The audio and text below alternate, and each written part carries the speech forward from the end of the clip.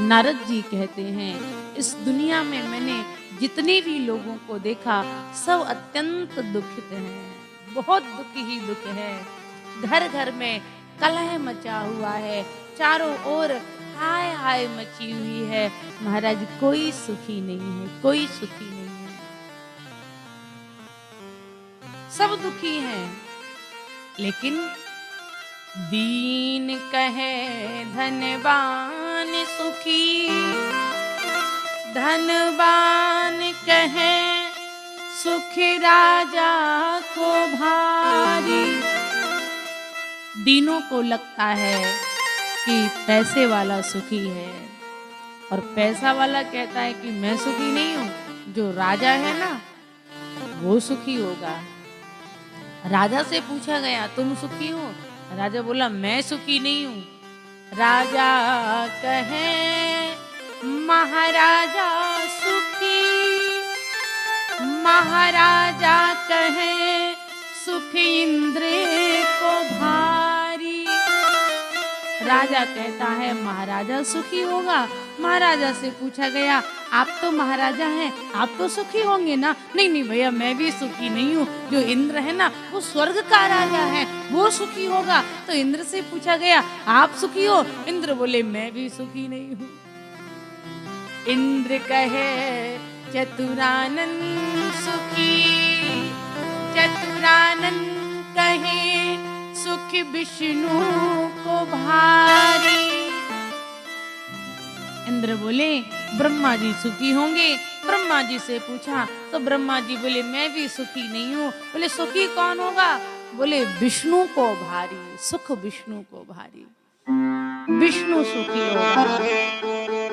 समस्त सृष्टि का राजा है ना, तो विष्णु सुखी होगा। लेकिन तुलसीदास जी कहते हैं, तुलसीदास विचार कहे हरि भगति बिना सभी लोग दुखारी। तुलसीदास विचार कहे हरि भगति बिना सब लोग दुखारी। सुखी कौन है? जो भगवान के भक्त हैं।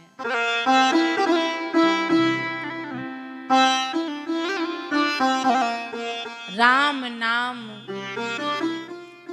मणिदीप धर जीह देहरी द्वार, तुलसी भीतर बाहर जो चाहत उजियार। सुखी कौन है? बोले सुखी वही है राम नाम मणि उर्वस जाके, दुख लबलेश न सपने ताके। जिसके मन में राम का नाम बैठा हुआ है, मेरे राम बैठे हुए हैं, वो सुखी हैं, वही सुखी है। लेकिन महाराज आप कहते हैं कि भगवान के भक्त सुखी हैं, लेकिन मुझे लगता है कि भगवान के भक्त सबसे ज्यादा दुखी होते हैं। देखो भैया जो जितनी भक्ति करता है वो उतना दुखी होता है, ऐसा हम लोग कहते हैं ना। एक दृष्टांत मुझे याद आया। एक बार क्या हुआ, दो व्यक्ति थे, दो मित्र थे। एक भक्त था और दूसरा चोर था। भक्त जा रहा था मंदिर और चोर जा रहा था चोरी करने के लिए। जब दोनों जा रहे थे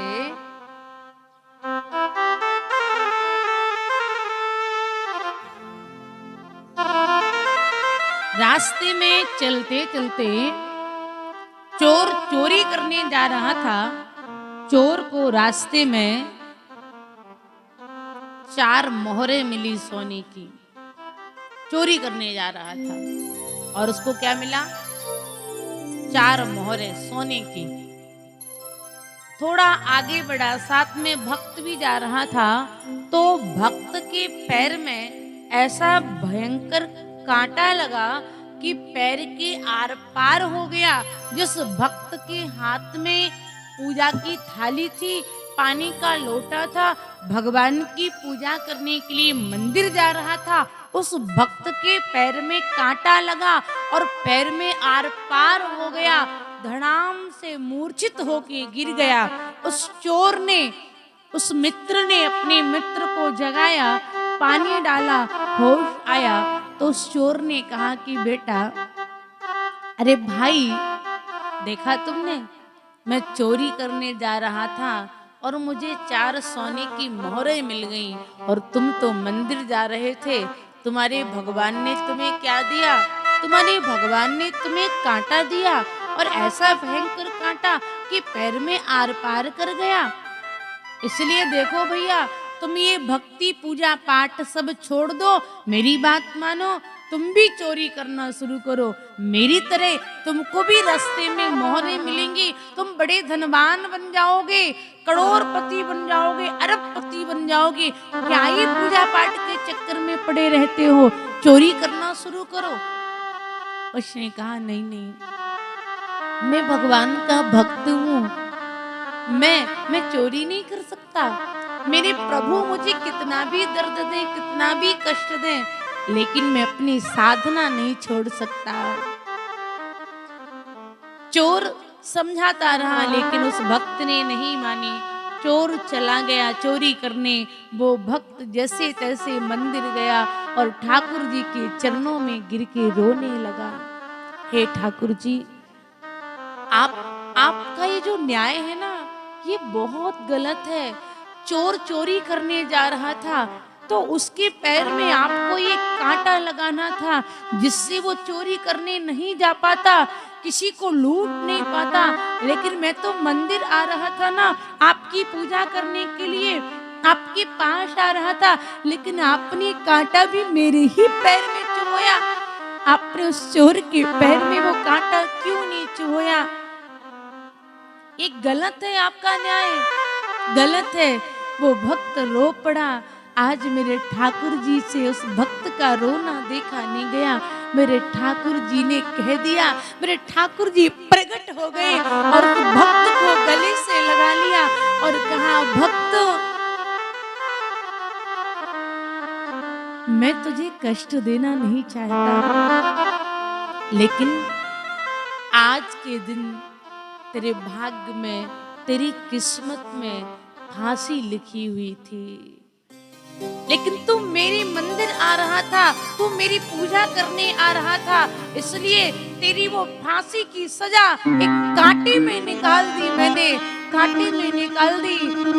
लेकिन आज तुझे फांसी होनी थी, तू मेरा था, इसलिए मैंने तेरी उस फांसी की सजा को टाल के कांटे में निकाल दी। और जिस चोर को 4 मोहरें मिली है ना सोने की, आज उस चोर का प्रारब्ध था कि उसे 4 सोने के हड़ा मिलने थे, लेकिन उसका कर्म गलत होने के कारण वो 4 सोने के हड़ा 4 मोहरों में परिवर्तित हो गए। मिलना कितना था, लेकिन मिला इतना है। तो भैया, हमारा जो प्रारब्ध होता है ना, वो मिटता नहीं है। अगर हमारे पूर्व जन्म के कोई ऐसे कर्म हैं जो अभी बकाया हैं, तो जब तक वो नहीं निकलेंगे ना, तब तक हमारे इस जन्म का जो हम पूजा पाठ करते हैं ना, वो देखो ठाकुर जी आपका साथ देंगे, ऐसा नहीं है। सत्य परेशान होता है लेकिन पराजित नहीं हो सकता। मेरे ठाकुर जी अगर आपके साथ हैं, आप दुखित हैं, तो आप दुखी कितने भी हो सकते हैं, लेकिन आप पराजित नहीं हो सकते हो। फांसी की सजा कांटे से निकल सकती है, लेकिन फांसी नहीं हो सकती है। अगर मेरे ठाकुर जी के भक्त आप बन गए तो। इसलिए माताओं बहनों, अगर आप पूजा करती हो, साधना करती हो, भजन करती हो, दुख आए तो घबराना नहीं है, दुखी नहीं होना है। ये समझो हमारे पूर्व जन्म के पाप कट रहे हैं, और जब ये पाप कट जाएंगे तो एक ना एक दिन हमारे भी सुख का समय आएगा। और ठाकुर जी इतना देते हैं आज जो भक्त हैं और भक्त होते हुए भी परेशान हैं, आज एक पैसा नहीं है, घर में बच्चों के पेट भरने के लिए अन्न नहीं है, तो माताओं परेशान मत होना, परेशान मत होना। ठाकुर जी इतना देंगे, इतना देंगे, इतना देंगे कि एक पीढ़ी क्या 7 पीढ़ियां भी बैठे बैठे खाएंगी, इतना देंगे ठाकुर जी।